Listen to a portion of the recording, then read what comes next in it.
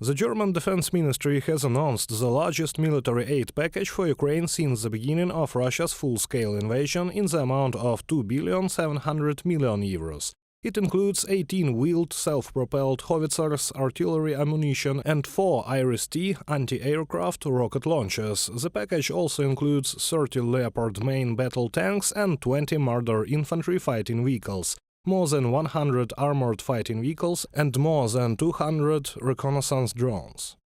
We see all this terrible news and the understanding that those who are responsible for this war should sit in the bench trial.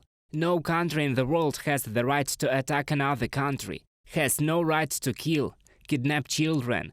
Therefore, we, together with our partners, advocate that Russia be held accountable for these crimes. Also, the German concern Rheinmetall announced that a joint venture with Ukraine for the repair of tanks and other military equipment will begin operations from mid-July 2023.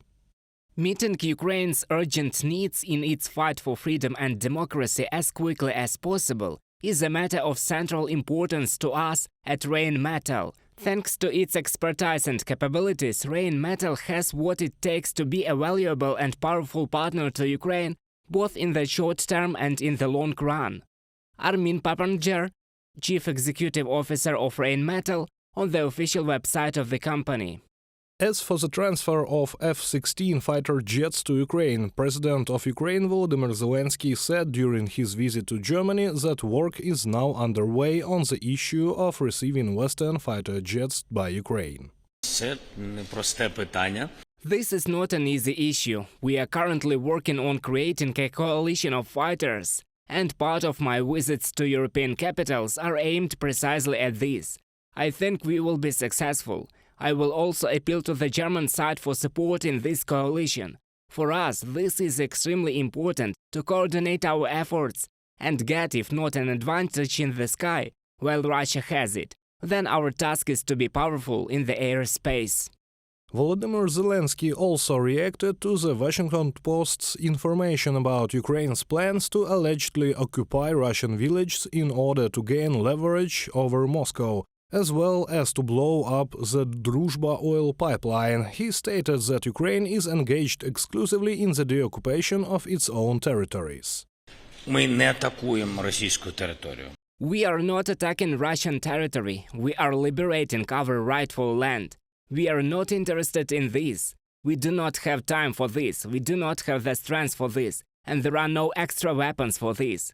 We are focused on preparing counter-offensive actions to deoccupy in accordance with international law, in accordance with the law, in accordance with our constitution, the deoccupation of purely Ukrainian, world-recognized territory.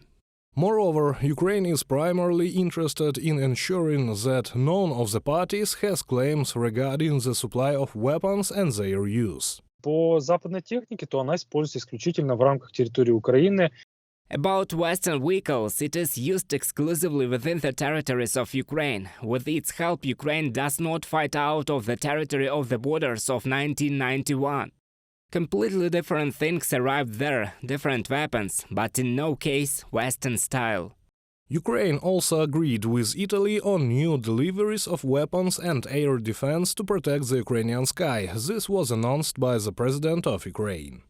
The future of Ukraine is the future of peace and freedom, and this is the European future. And there are no other possible solutions. Peace cannot be achieved with defeat, with the surrender of the territories of Ukraine. This would be very dangerous for peace in Europe and would be a precedent for all the peoples of the world.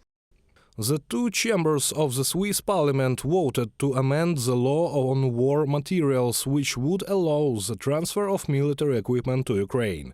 It is reported by Euronews. Due to the country's neutrality until now, weapons and ammunition purchased abroad could not be transferred to the warring countries. Reported by Serhiy Kulas, Yulia Bil, UATV News.